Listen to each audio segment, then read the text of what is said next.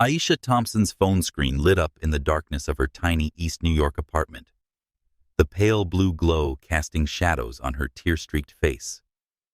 Her hands trembled as she typed each word, every keystroke, slicing into her fragile pride.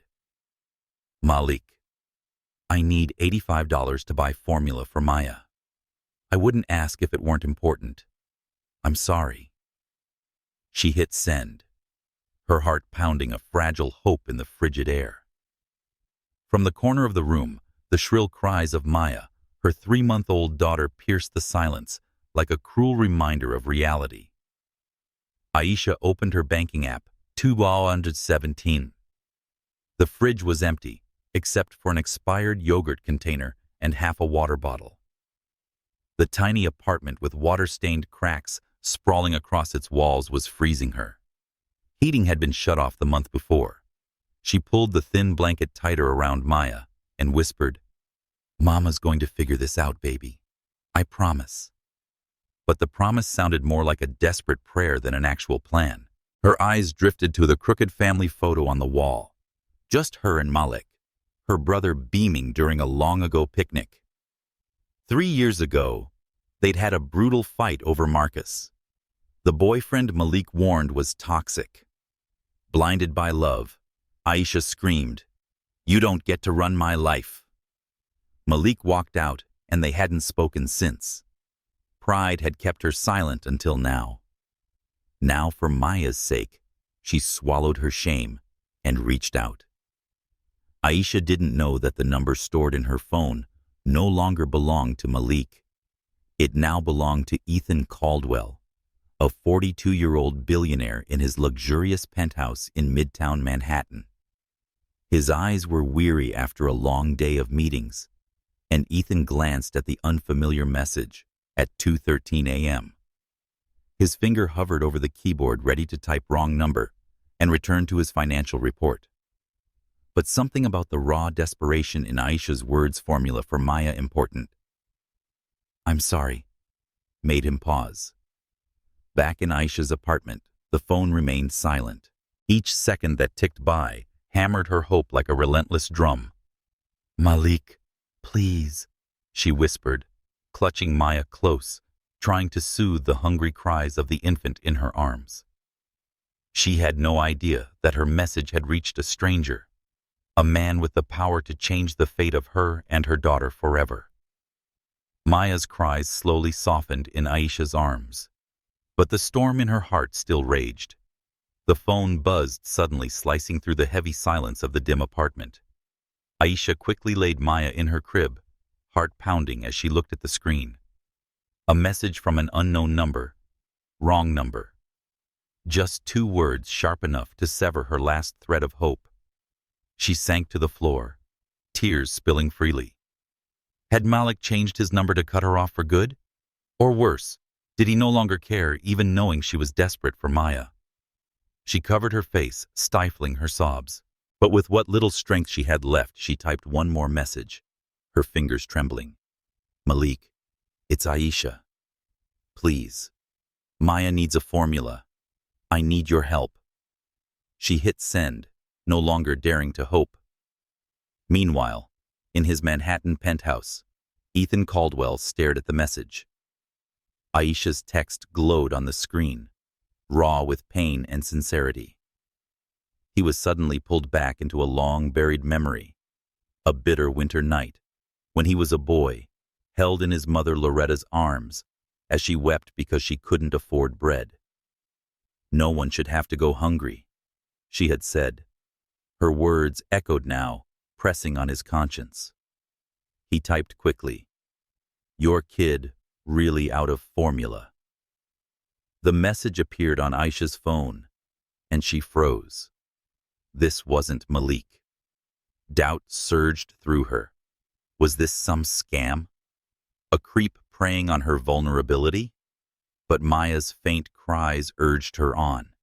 She replied, "Yes, but that's not your business. I'll manage." Ethan read her reply, hearing the pride woven into her desperation.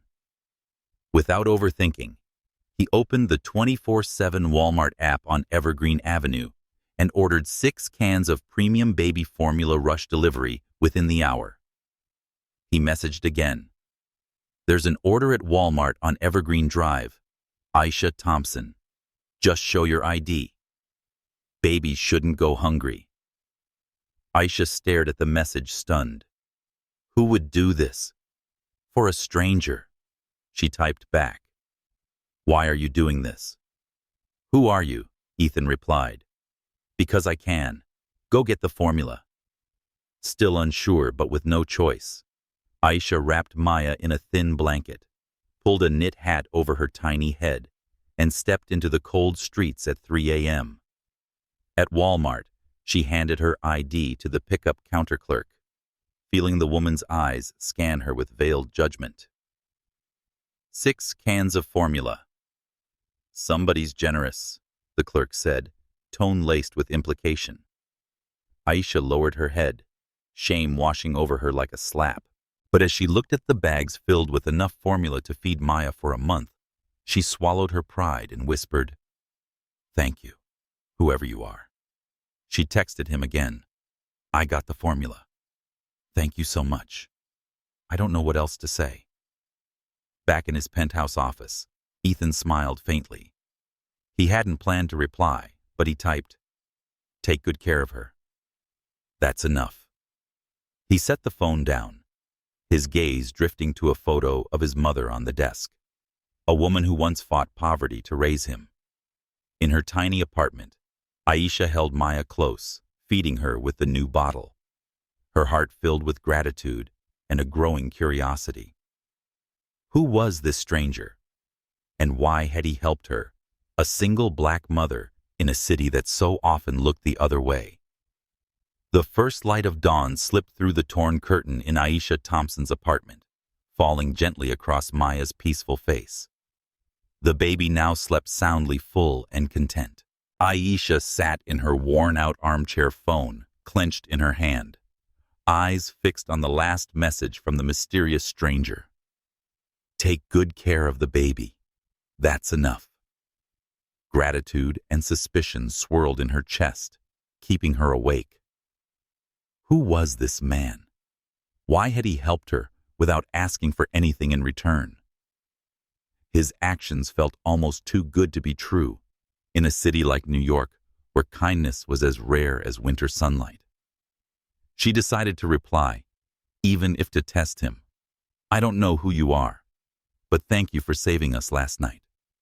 I'll find a way to repay you. She hit send and waited, unsure if she'd receive a response.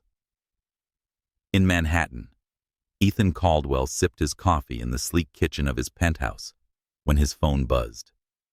Reading Aisha's message, he felt the honesty and pride behind each word. He smiled, then typed quickly, No need to repay me.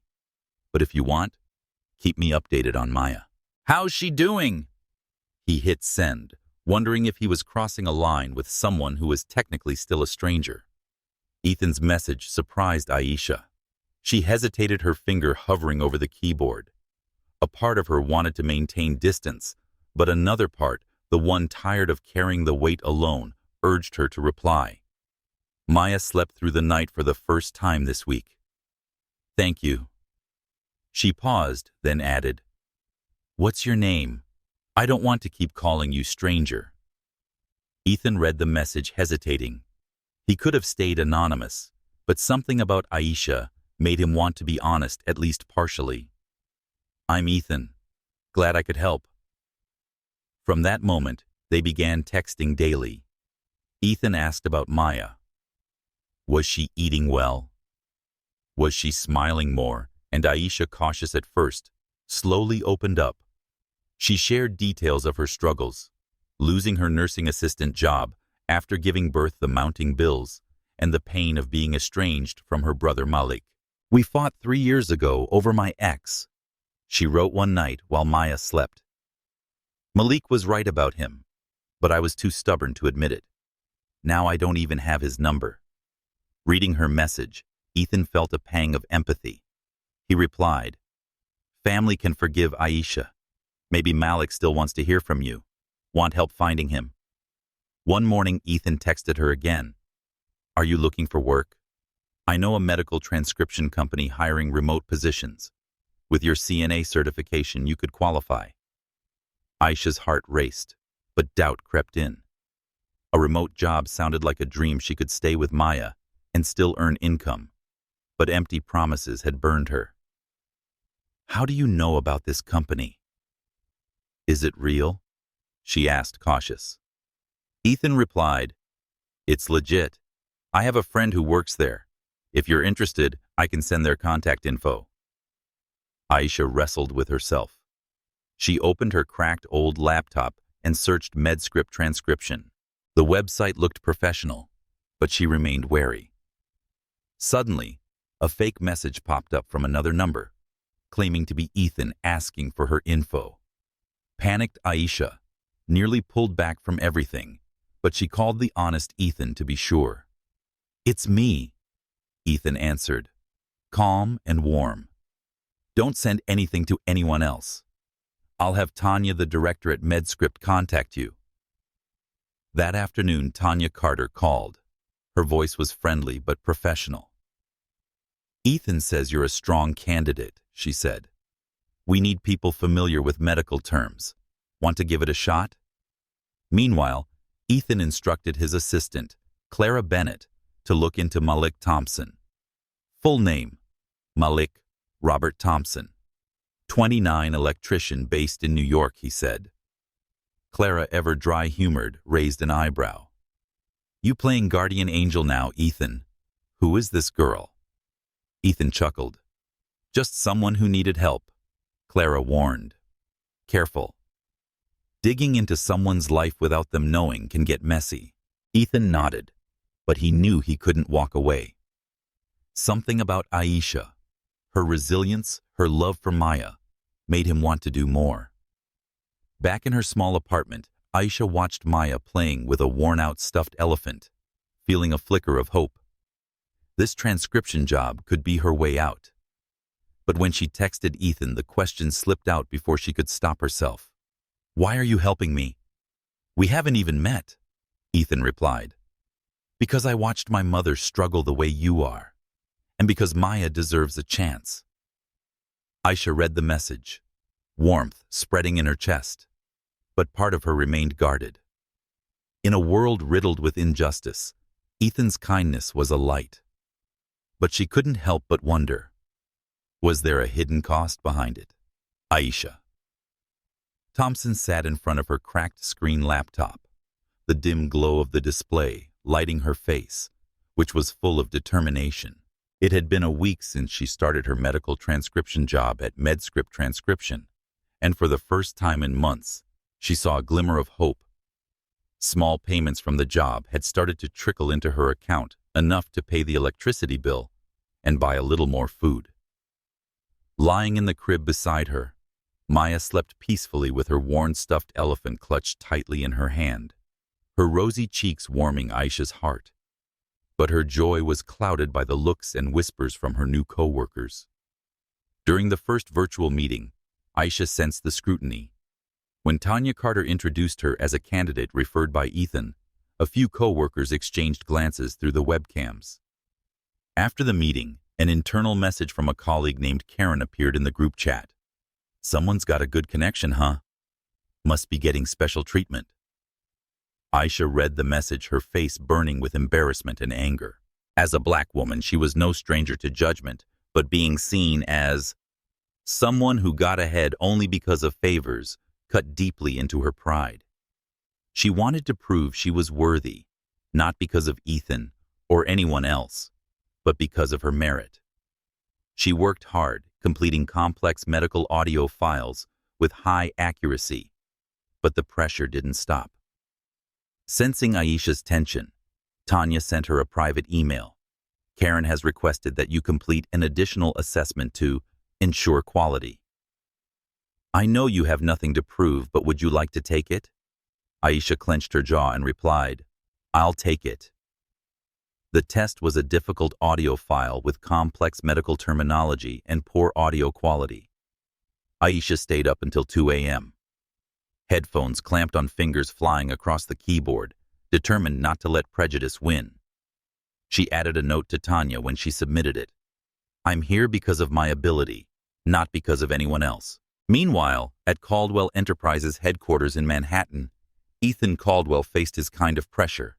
In the luxurious boardroom, his sharp-witted assistant, Clara Bennett, walked in with a file on Malik Thompson. I found him, Clara said, placing the folder on the desk. But Ethan, I have to ask, why are you getting so involved in this?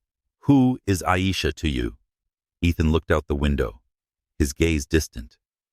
She's a mother, doing everything she can for her child. I just want to help.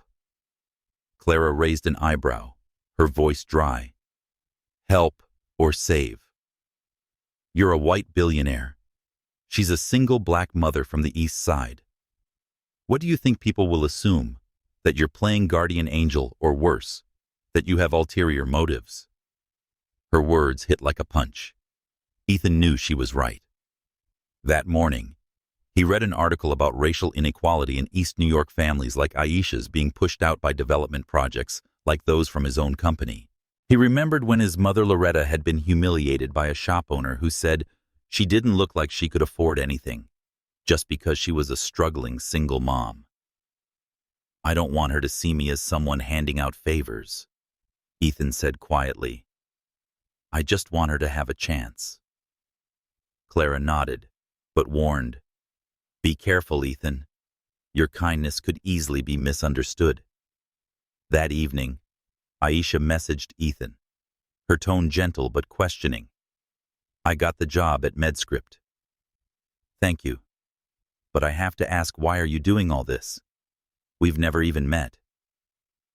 Sitting in his quiet penthouse, Ethan stared at the message, struggling to find the right words. He typed, because I believe you deserve a chance, and because I know what it feels like when no one helps. He paused, then added, if I'm making you uncomfortable, just say so. I'll back off. Aisha read the message, and her heart conflicted. She wanted to trust Ethan, but scars from the past times she had been deceived or judged kept her guard. She replied, I'm not uncomfortable, just curious. I'm not used to getting help without strings attached. Ethan smiled as he read her reply, sensing her strength. No strings, he wrote back. Just keep me updated about Maya. How's she doing? Aisha looked at Maya, who was sucking her thumb in her sleep, and typed, she laughed out loud today, for the first time. Thank you, Ethan. In her tiny apartment, Aisha felt an odd connection to this man she had never met. But out there, the world was waiting to judge colleagues like Karen, people like Clara, and a society built on assumptions about race and class. She wondered if she could truly trust Ethan, or if his kindness was just a flicker of light that would vanish the moment she needed it most. Aisha Thompson sat in the worn-out armchair of her tiny apartment, the light from a cheap desk lamp casting a glow over her worried face. Maya slept peacefully in her crib, breathing steadily, but Aisha's mind was in turmoil. The latest message from Ethan Caldwell had left her stunned. I found Malik. His full name is Malik Robert Thompson, who is 29 years old and an electrician at Green City Electric, living on the city's west side. Do you want me to send his number? Aisha stared at the screen, her heart pounding 3 years of silence and regret for the bitter words she had hurled at her brother. And now he was just one phone call away. She replied, fingers trembling, send the number. But I'm scared. What if he's still angry with me? Ethan responded immediately. It's normal to be scared, Aisha, but he's your brother. Give it a try. I believe in you. His encouragement felt like a gentle breeze brushing her soul. Aisha took a deep breath and copied Malik's number into her phone. She looked at Maya and whispered, I have to do this for you, baby. Then she pressed call, each ring matching the heavy thud of her heartbeat. Across West New York, Malik Thompson was fixing an electrical outlet in his neat apartment when his phone vibrated. Unknown number. He frowned and answered cautiously. "Hello." Aisha heard his voice familiar, but deeper, and her throat went dry. "Malik." "It's Aisha," she said, voice trembling. A long, breathless silence followed. "Aisha," Malik repeated, his voice full of disbelief. "Is it you?" "Yes, it's me," Aisha answered, tears spilling over. "I've been trying to find you. I'm sorry. For everything." Malik said nothing. The memory of their fight 3 years ago, flashing back when he had warned her about Marcus, the toxic boyfriend. Aisha had screamed, "You're not my father," and he, wounded, had walked away. But now, hearing his sister's voice, his heart softened. "Are you okay? What's going on?" he asked, concern thick in his voice. Aisha gave a brief account about Maya, the lonely months, and the mistaken text that had led her to Ethan. "I have a daughter, Malik. Maya. She's 3 months old. I want you to meet her." Malik inhaled sharply, stunned and emotional. "You have a child, Aisha. Why didn't you call me when you were pregnant?" Aisha choked out. "I tried, but your number had changed. I thought you didn't want to hear from me anymore." Malik interrupted, voice pained. "No, Aisha. I tried to reach out, but Marcus told me you didn't want to see me. He blocked my number." The revelation hit like a blow, exposing the painful misunderstanding that had torn them apart. They talked for nearly an hour, exchanging apologies that had waited too long to be spoken. Malik insisted, "I want to see you and Maya. Tomorrow, can we do that?" Aisha agreed, heart lighter but still nervous. The next day, she cleaned the apartment, though there was little to show, just an old wooden table, a worn rug, and the crooked family photo on the wall. When the doorbell rang at 6 p.m., she took a deep breath and opened the door. Malik stood there, tall, his hair cut shorter than she remembered, holding a small gift bag. His eyes, identical to hers, were full of emotion. "Aisha," he said, voice husky. No more words were needed. They embraced, tears streaming down both their faces. 3 years of estrangement dissolved in that hug. "I'm sorry," Malik whispered. "Me too," Aisha replied. She led him inside and pointed to the crib, where Maya looked at them wide-eyed. "This is Maya, your niece." Malik knelt beside the crib, awestruck. Maya, usually shy with strangers, suddenly smiled and reached her tiny hands toward him. "My God, she has Mom's eyes," Malik said, voice choked, referring to the mother they had lost. He pulled out a new stuffed elephant from the gift bag and placed it in Maya's hands. She hugged it tightly, making him laugh. "You like elephants, huh?" he asked, and Aisha nodded, smiling through tears. Seated at the table with 2 cheap mugs of coffee, Aisha told him about Ethan, the stranger who had helped her buy formula, find a job, and now find Malik. Malik frowned, skeptical. "A rich guy who doesn't know you did all this." "What does he want, Aisha?" She shook her head.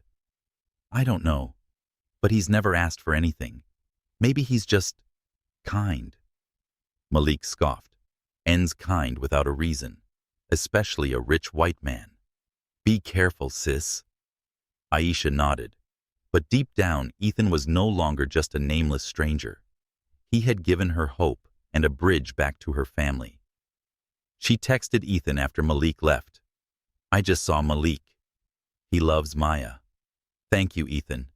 This wouldn't have happened without you." Ethan, sitting in his penthouse office, smiled at the message. "I'm happy for you," he replied. Family is priceless. But as he set his phone down, he wondered, had he crossed a line, and what would Aisha think if she found out he wasn't just Ethan, but a billionaire with the power to reshape an entire city? Aisha Thompson stood in front of the mirror in her small apartment, looking into her tired but resilient eyes. The job at MedScript Transcription had brought stability, and the reunion with Malik had given her newfound strength. But the message that morning from Ethan Caldwell left her shaken. Aisha, I invite you to my company's charity gala next week. But I need to say something first. I'm Ethan Caldwell, CEO of Caldwell Enterprises.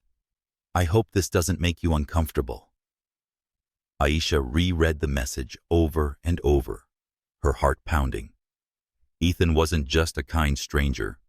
He was one of the most powerful men in New York, a white billionaire who lived in a world completely removed from her struggling life in East New York. She replied carefully, CEO Ethan, why didn't you say so earlier? And why invite me? I don't belong in that world. Sitting in his penthouse office overlooking the Manhattan skyline, Ethan read her message with slight anxiety. He typed, I didn't say anything because I wanted you to see me as Ethan, not a title.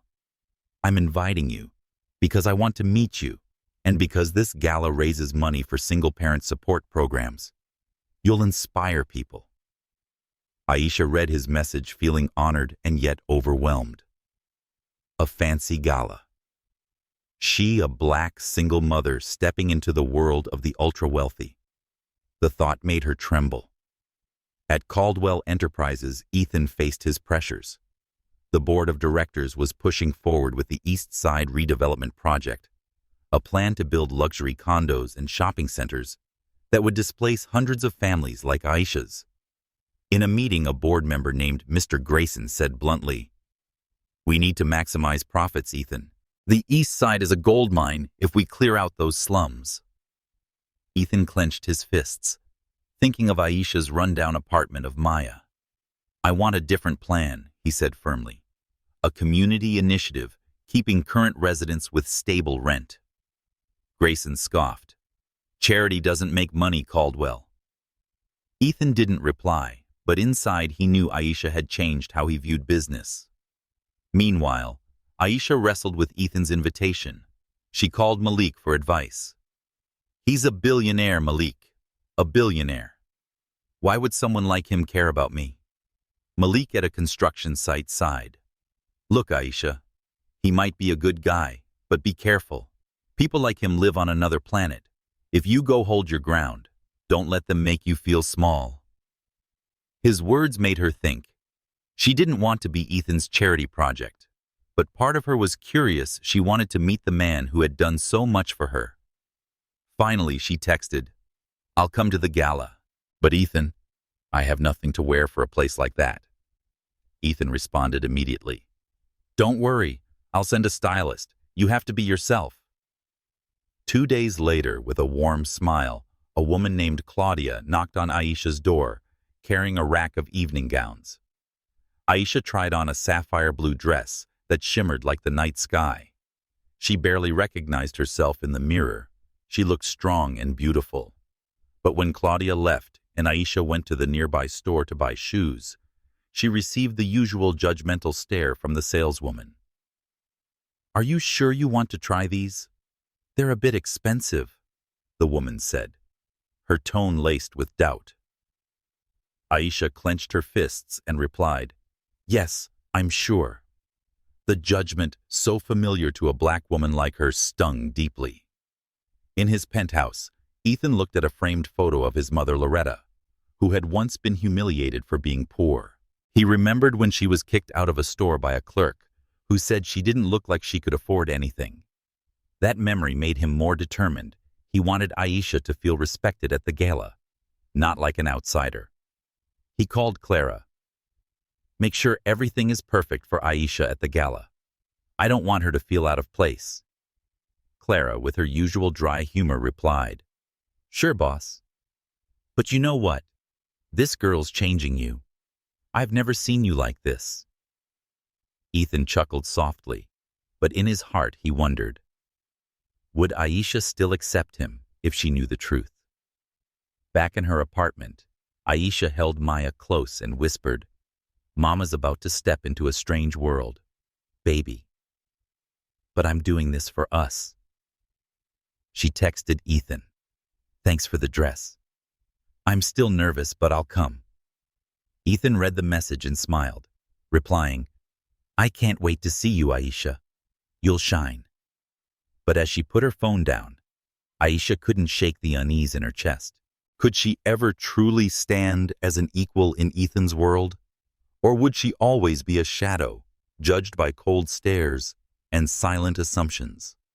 The Caldwell Enterprises charity gala at the Grand Imperial Hotel shimmered under the glow of crystal chandeliers. Soft symphonic music floated through the air, mingling with the laughter and chatter of New York's elite. Aisha Thompson stepped out of a sleek black car, heart pounding inside a sapphire blue gown that hugged her figure and sparkled like the night sky. She felt the eyes of the crowd on her hotel staff guests clad in luxury, and had to remind herself to stand tall to hold on to her confidence. Claudia, Ethan's stylist, had been right. The dress made her look like she belonged here. But inside, Aisha felt like an outsider, a single black mother from the impoverished East Side. Ethan's driver, Robert, guided her through the grand lobby to a private elevator. "Mr. Caldwell is waiting for you in the private lounge," he said politely. Aisha nodded, clutching her small clutch bag tightly, trying to calm her nerves.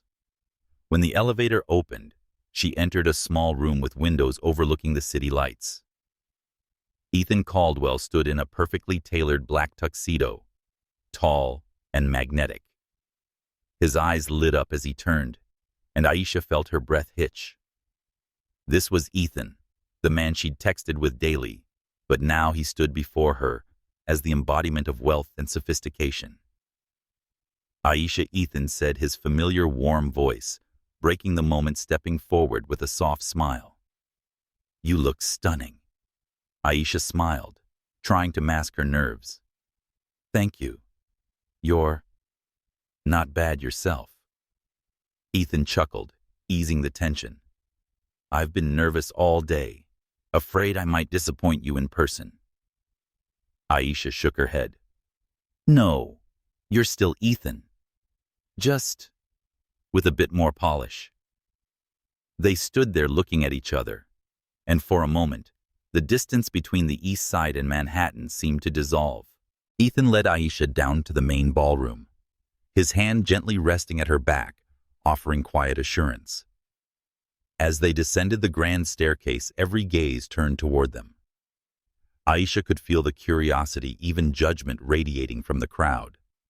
Clara Bennett, Ethan's sharp assistant, approached with a professional smile. "Ethan, the senator's asking for you," she said, then turned to Aisha. "Lovely to finally meet you, Aisha. I've heard a lot about you." Aisha, surprised, shook Clara's hand. "You've heard about me?" Clara glanced at Ethan, smiling slyly. "More than a little." Ethan cleared his throat, changing the subject. "Clara, tell the senator I'll speak to him shortly. I want to introduce Aisha first." The evening swept by in a blur of handshakes and polite smiles. Ethan introduced Aisha to officials, business leaders, and philanthropists, calling her simply Aisha Thompson, with no added explanation, something that made her both relieved and curious. But the weight of social scrutiny never let up. While Ethan was pulled aside for a conversation, an older woman, Mrs. Henderson, the wife of a board member, approached Aisha. "You're a friend of Ethan's?" "Yes," she asked, her voice sweet, but her eyes sharp. "How lovely of him to bring such a refreshing face tonight. How did you meet?" Sensing the probe, Aisha replied calmly, "Through a wrong number text. We started talking and connected." Mrs. Henderson smiled, her tone syrupy. "How charming. Ethan has always been generous with his charitable projects." The word stung like a slap. Aisha tightened her grip on her champagne glass, forcing composure. Before she could respond, Ethan returned, sensing the tension. "Mrs. Henderson," he said coolly, "I see you've met Aisha. She's not a charity project, she's the inspiration behind our new community initiative." Mrs. Henderson stiffened, mumbled an apology, and walked away. Aisha looked at Ethan, her heart swelling with gratitude and something more. "Thank you," she whispered. "You don't have to thank me," Ethan said, taking her hand gently. "I was just telling the truth." As the orchestra began a waltz, Ethan invited Aisha to dance. He pulled her close, his hand resting lightly at her waist as they moved together. "I'm not a great dancer," Aisha confessed, worried about tripping. "I'm not either." Ethan smiled. "But I wanted an excuse to keep you close if you let me." His honesty made her heart race. Under the soft lighting, he met her gaze, voice low. "Aisha, I need to say this. I think I'm falling for you." Aisha froze, stunned by his directness. She wanted to respond, but fear of racial difference, class division, past wounds made her hesitate. "Ethan, I feel something too. But this isn't very easy. I'm Maya's mother. I can't take risks." Ethan nodded, not pushing. "I understand. I just needed you to know." He leaned in gently, kissing her lips, a promise, not a demand. Aisha returned the kiss, her heart thudding, but as they pulled apart, she saw the curious stares from the crowd. Among them, Mrs. Henderson whispered to another guest, and Aisha knew the whispers had begun. She was Ethan Caldwell's Black Cinderella. When Ethan took the stage to give his speech, Aisha listened and moved. "I was raised by a single mother who gave up everything for me," he began. "Recently, someone special reminded me that there are real people behind every number and project. That's why Caldwell Enterprises is committing $50 million to support single-parent programs." The crowd applauded, but Ethan's eyes searched for Aisha's, and when he found them, she knew he was speaking about her. She squeezed her hands, tears glistening. But as they left the dance floor, Aisha couldn't shake the question, was this love strong enough to withstand the storm of judgment waiting outside? The dim light from the East New York street lamps filtered through the torn curtain, casting a contemplative glow on Aisha Thompson's face. She sat in her old armchair cradling the sleeping Maya, her heart heavy after the charity gala night. Ethan Caldwell's kiss on the dance floor lingered in her mind, gentle, sincere, yet opening a chasm of questions. He said he loved her, but was that feeling strong enough to bridge the gap between them? A single black mother from the slums, and a white billionaire living in a world of power. Her phone lit up with a message from Ethan. "Thank you for coming tonight, Aisha. I hope you had a good time." She smiled faintly, but didn't reply, her mind in turmoil. The next morning, Aisha was awakened by a phone call from Malik. "Are you okay?" her brother asked, his voice filled with concern. "I just saw a tabloid article online.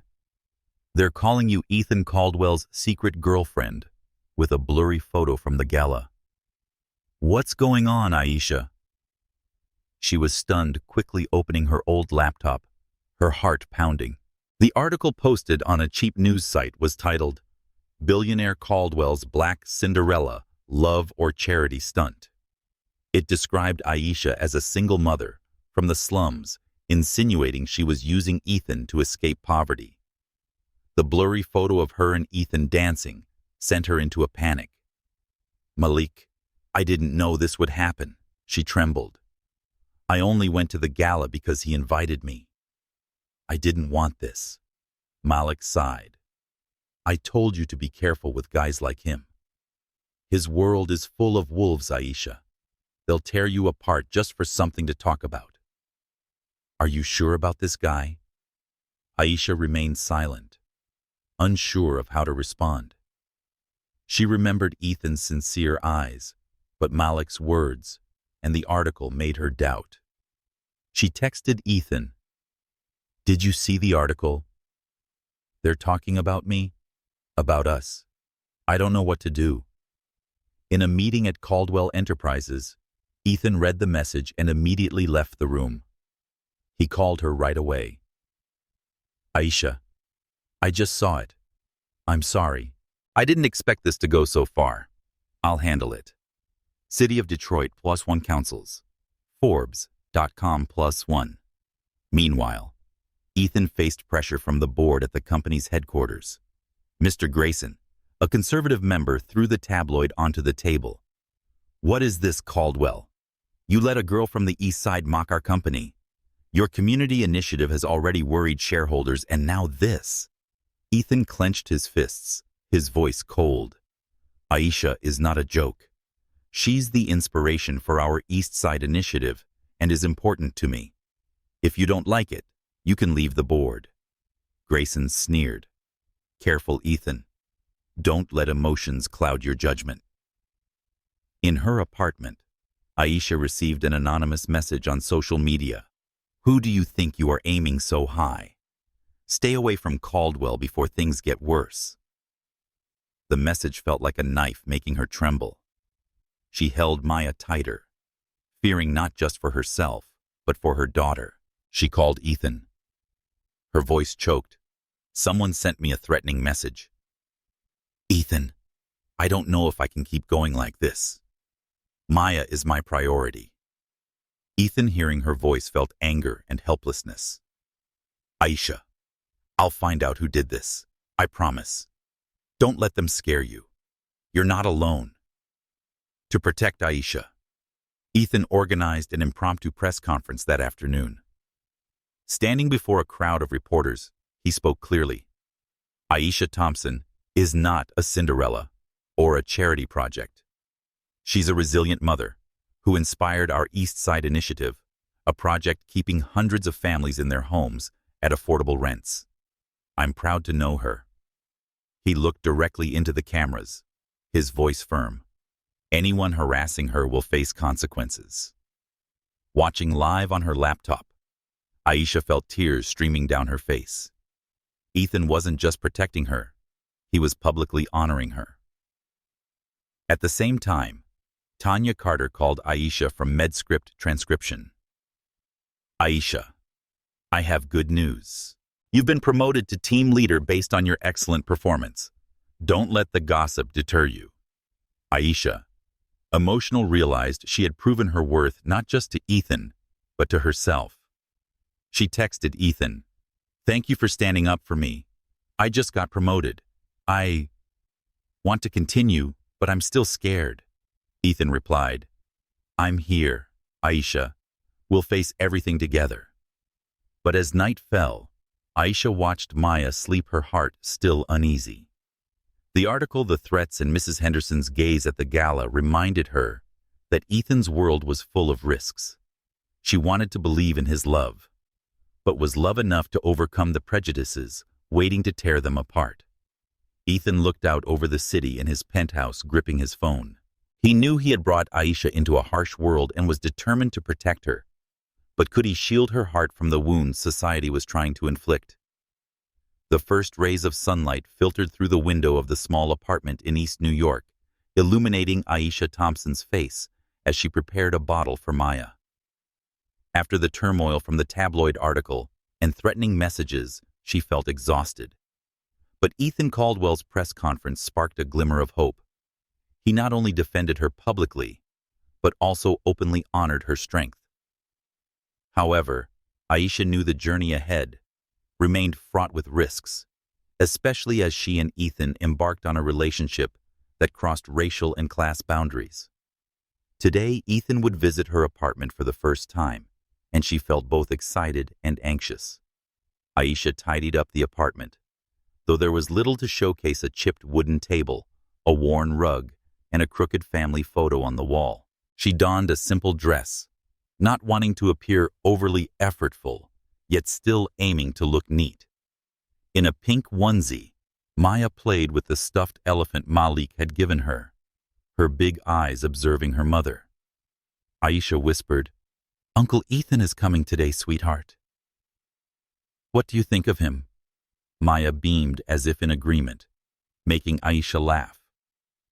At precisely 10 a.m., a knock sounded at the door. Aisha took a deep breath, opened the door, and stood Ethan Caldwell, no longer in a flashy tuxedo, but in jeans and a white shirt, holding a small gift bag. He smiled, though his eyes revealed a hint of nervousness. "U Pike." "EDU." "Hello, Aisha," he said warmly. "Thank you for letting me come." Aisha invited him in, feeling a strange sensation seeing a billionaire step into her cramped space. "Hello, Ethan. My place is simple," she said, somewhat embarrassed. Ethan looked around without a trace of judgment. "It's cozy, like a real home." Ethan sat on the sofa, placing the gift bag on the table. "I brought something for Maya," he said, pulling out a small, soft, stuffed elephant with sparkling ears. "I heard from Malik that she likes elephants." Aisha smiled, touched by his thoughtfulness. She placed Maya on Ethan's lap. Surprisingly, the baby wasn't shy. Maya reached out, trying to grab Ethan's glasses and make him laugh. "She has a strong personality," he said gently, keeping his glasses away from Maya's tiny hands. Aisha watched her, heart warming. Ethan wasn't just a billionaire. He genuinely cared. They talked, starting with small things. Maya had just learned to roll over, and Aisha had completed a challenging transcription file. But then Aisha opened up more. "Ethan, I'm scared after that article. I don't want Maya to grow up under people's scrutiny. I'm a single black mother. People always think I'm taking advantage of someone." Ethan listened, his eyes serious. "I understand, Aisha. I've seen my mother judged for being poor. I can't promise to erase all prejudices, but I promise to stand by you, facing them together." He held her hand gently but firmly. "I don't want you to feel you must change for me." Aisha nodded, feeling an unusual sense of safety. She spoke about Marcus, her ex, who abandoned her when she was pregnant.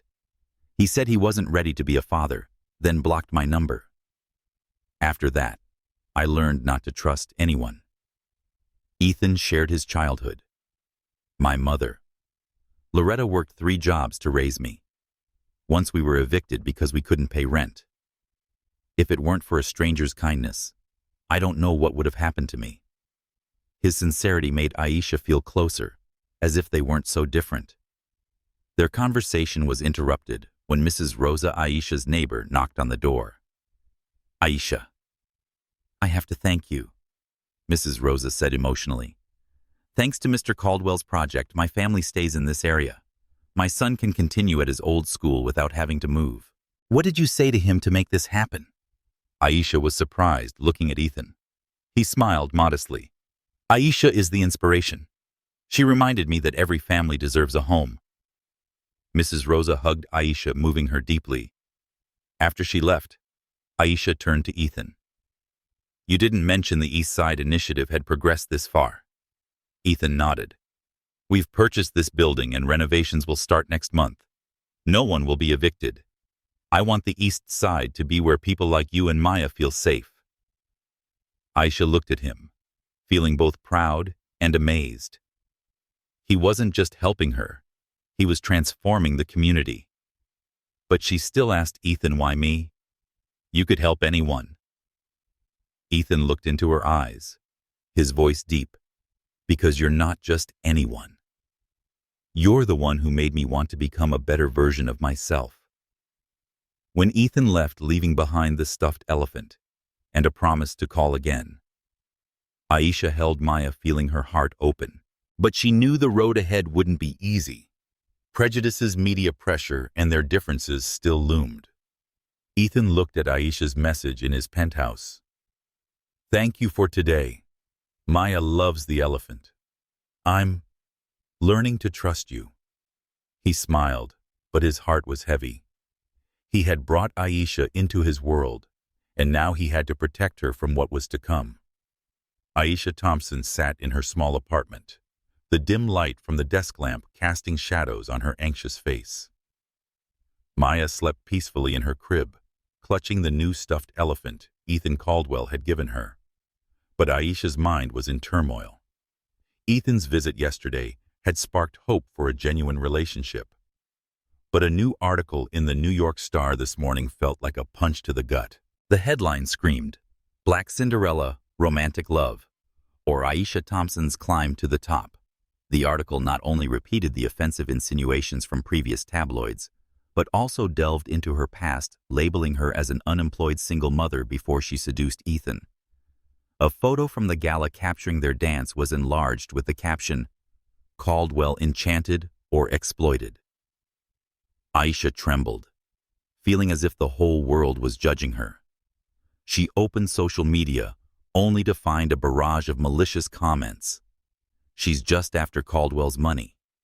Typical gold digger, and worse, racially charged insults that made her want to cry. Another anonymous message appeared. "You don't belong here. Leave Caldwell, or you'll regret it."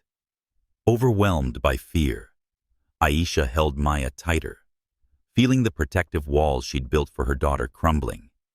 She called Malik. Her voice choked. "Malik, they won't stop. I don't know what to do. I want to protect Maya." Malik at the construction site gripped his phone tightly. "Aisha, I warned you his world is dangerous. He might be good, but the people around him aren't. Do you want me to come over?" Aisha shook her head, though he couldn't see. "No, I need to handle this myself, but I'm scared I might not be strong enough." Malik sighed. "You're stronger than you think, but if Caldwell truly cares, he needs to prove it." Meanwhile, at Caldwell Enterprises, Ethan Caldwell angrily threw the newspaper onto his desk. Clara Bennett, his assistant, stood nearby, her tone dry. "I told you, Ethan. Bringing Aisha into this world is like throwing her to the wolves. What are you going to do?" Ethan clenched his fists, his eyes blazing. "I won't let them hurt her anymore." He instructed his legal team to trace the source of the threatening messages and contacted the New York Star to demand the article's retraction. But he knew that wasn't enough. He called Aisha, his voice filled with concern. "Aisha, I saw the article. I'm handling it. Are you okay?" Hearing his voice provided some comfort, but fear still dominated. "I'm not okay, Ethan. They're calling me a gold digger, threatening me. I don't want Maya to grow up in this world." Ethan was silent momentarily, then said, "I'll hold another press conference. Make everything public. I want the world to know who you are, not what they write. But Aisha, I need you by my side. We have to face this together." Aisha hesitated, but remembered his sincere eyes during his visit. She nodded. "Okay. But if this worsens, I'll step back for Maya's sake." The press conference drew a crowd of reporters at Caldwell Enterprises headquarters. Ethan stood at the podium, Aisha beside him, dressed in a simple yet elegant business outfit. She gripped his hand tightly, trying to stay calm under the flashing cameras. Ethan spoke firmly. "Aisha, Thompson is not a black Cinderella, or any cheap story you want to write. She's a mother, an outstanding employee, and the inspiration behind the East Side Initiative, a project changing the lives of hundreds of families. I love her, and I won't let anyone defame her." The crowd murmured, and despite her fear, Aisha felt empowered by his words. She stepped up to the microphone, trembling, but resolute. "I'm not here for Ethan's money. I'm here because he sees me for who I am, not what you think of me." The press conference stirred controversy. Some newspapers praised Aisha's bravery, but malicious comments persisted. However, good news came from Tanya Carter at MedScript Transcription. "Aisha, you've done well as team leader," Tanya said over the phone.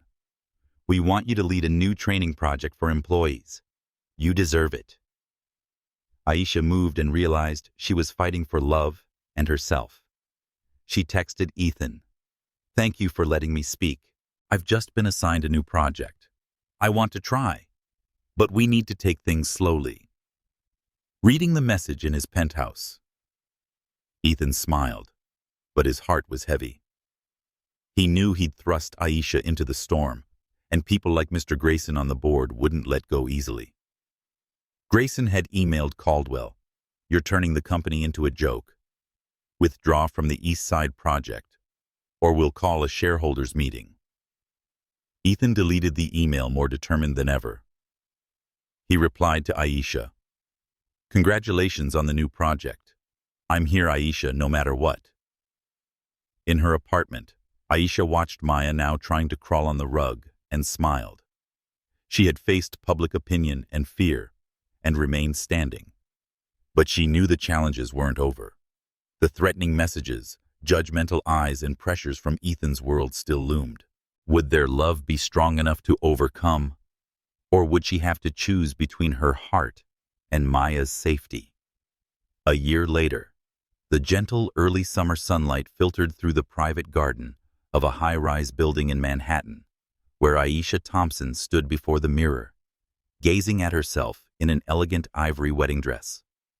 The gown hugged her curves, refined, yet straightforward, highlighting the natural beauty of a resilient black woman. Her hair was softly curled, adorned with a pearl hairpin, a gift from Loretta, Ethan Caldwell's mother. Aisha touched the silver necklace around her neck, a 6-month anniversary present from Ethan, and smiled. She could hardly believe that she, once a desperate single mother, was now about to become the wife of the man who had transformed her life. Malik Thompson entered, dressed in a gray suit, his radiant smile tinged with emotion. "You look stunning, Aisha," he said hoarsely. "Caldwell's going to be floored when he sees you." Aisha laughed, hugging her brother. "Thank you, Malik. I don't know what I'd do without you today." Malik shook his head. "You're stronger than I am. Today is your day. Enjoy it." From the living room, Maya's laughter rang out now. 18 months old, she was playing in a white dress with blue trim, assisted by Clara Bennett, Ethan's assistant, who was patiently helping her stack blocks. "Mama, pretty," Maya exclaimed, running to hug Aisha's leg, her small flower crown slightly askew. Aisha knelt to adjust it, her heart overflowing with love. "You're beautiful too, sweetheart." The ceremony was simple, with only 30 guests, close family and friends, no press, no business associates, just those who truly mattered. Aisha was now the project lead for the Maya Scholarship at a nonprofit funded by Ethan, helping single mothers attend college. The East Side initiative had been completed with renovated buildings, maintaining stable rent prices. Mrs. Rosa, Aisha's neighbor, now lived in a new comfortable apartment, and her son continued at his old school. Aisha knew these changes stemmed from that mistaken text message long ago. Loretta Caldwell entered, her eyes sparkling. "Aisha, you look radiant," she said, embracing her. "I've never seen Ethan so happy." Aisha smiled. "Thank you, Mom. I never imagined having a family like this." Loretta hugged Maya, who called her Gamma, in a lilting voice. Malik stood nearby, handing Aisha a small gift, a new photo frame featuring him, Ethan, and Maya at a picnic. "Our family," he said emotionally. Aisha hugged him, tears glistening. The elevator chimed, and Ethan appeared in a light gray suit with a blue tie matching Maya's flower crown. He paused upon seeing Aisha, his eyes lighting up, speechless. "Aisha," he whispered, stepping forward to take her hand. "You're more beautiful than any dream." Aisha teased. "You're not supposed to see the bride before the wedding." Ethan laughed. "I couldn't wait, and I'm not great at following rules." Malik cleared his throat, breaking the moment. "Easy, Caldwell. The ceremony's about to start." Guests had gathered in the garden, adorned with white roses and blue hydrangeas. Tanya Carter, from MedScript. Mrs. Rosa and several of Aisha's colleagues sat alongside Ethan's close friends. Malik walked Aisha down the aisle, pride and emotion mingling. Maya following Clara, scattered flowers haphazardly, eventually dumping the entire basket, prompting laughter. Ethan stood beneath the floral arch eyes, fixed on Aisha, his heart pounding. They had written their vows sincere and profound. Ethan began, his voice deep. "Aisha, your mistaken text changed my life. You taught me strength, love, and what truly matters. I promise to always stand by you, support your dreams, and love Maya as my own. I'll never forget the miracle that brought you to me. Aisha, eyes shimmering, responded Ethan. You saw me when I felt invisible, believed in me when I doubted myself. You gave me a family, a future.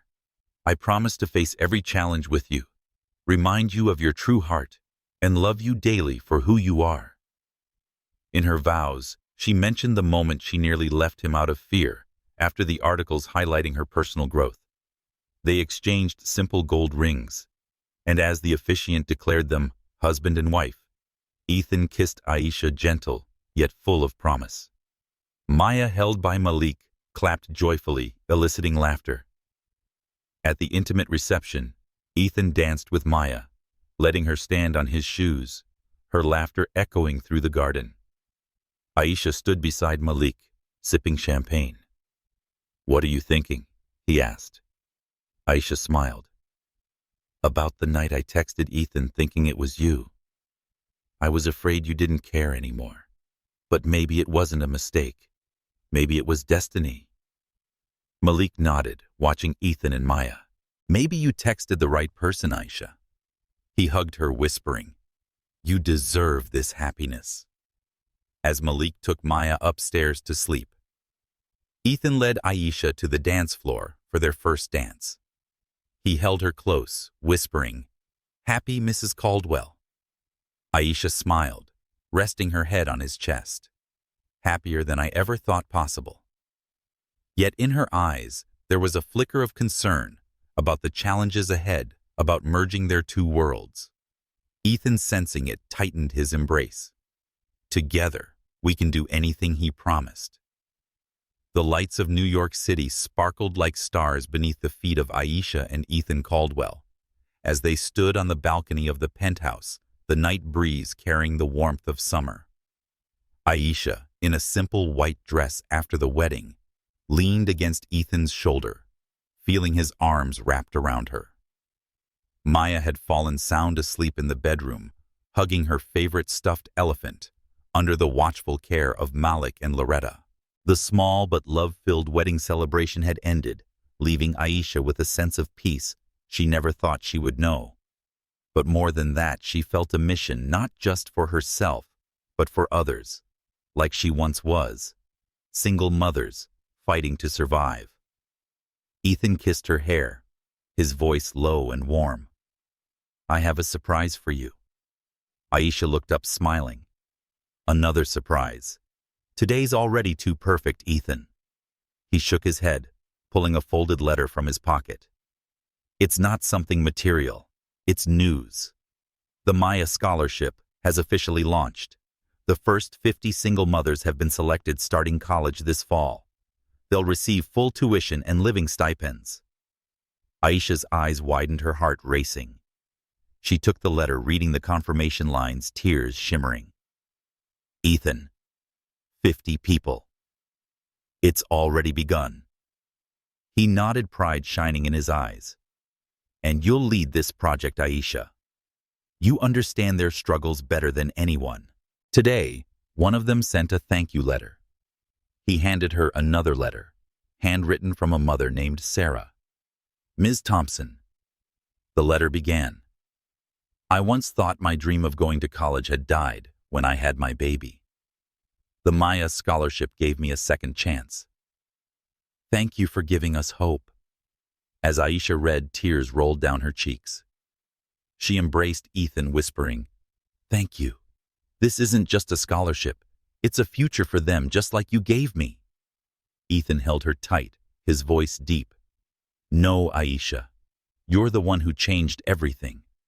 Before I met you, the East Side Initiative was another luxury housing project, pushing people like Mrs. Rosa out of their homes. You reminded me that behind every number are real people with dreams and hopes. You brought humanity back to my work. Aisha smiled, wiping her tears.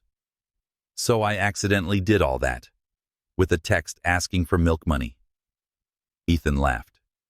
Best message I ever received. They stood still, looking out at the city, Aisha thought about her journey from a desperate night when she texted Malik, but it ended up with Ethan from hunger and fear to today. Now a wife, a mother, and a changemaker. She asked thoughtfully, "Do you think it was an accident, that message?" Ethan looked at her, his eyes deep. "I don't believe in fate, but I do believe in moments that change your life.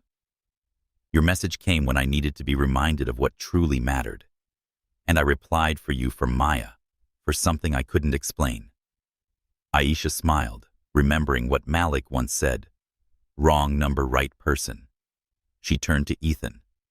"Malik said I texted the wrong number but the right man. I think he was right." Ethan pulled her into his arms, kissing her forehead. "I think so too. I'm grateful every day you texted me, even if it was by mistake." They stood quietly, feeling each other's heartbeat, the city below, bearing witness to their story, a story that began from a random moment, but was built on love and perseverance. Aisha's phone lit up on the table, and a message from Malik. "Maya's asleep, hugging her whole elephant gang. Congrats on your big day, little sis. I'm proud of you." Aisha smiled, sending back a heart emoji. She thought about the power of a message, how it had brought Malik back and Ethan into her life, and now through the Maya scholarship, it was changing the lives of others. She whispered, "I never thanked you enough, Ethan, for replying to that 2 a.m. message." Ethan shook his head, eyes glowing. "I'm the one who should thank you, Aisha. You gave me a family, a purpose." That message was the greatest gift. They walked back into the penthouse hand in hand. On the entry table, Aisha's phone lit up again, but she didn't look this time. She knew that no message could compare to the magic of that long-ago one. A small mistake that led her from darkness to light, from loneliness to a complete family. Aisha Thompson. Caldwell, once a desperate single mother, now stood beside the man who loved her, knowing that her future Mayas and hundreds of others would forever carry the legacy of one misdirected message that reached exactly the right place.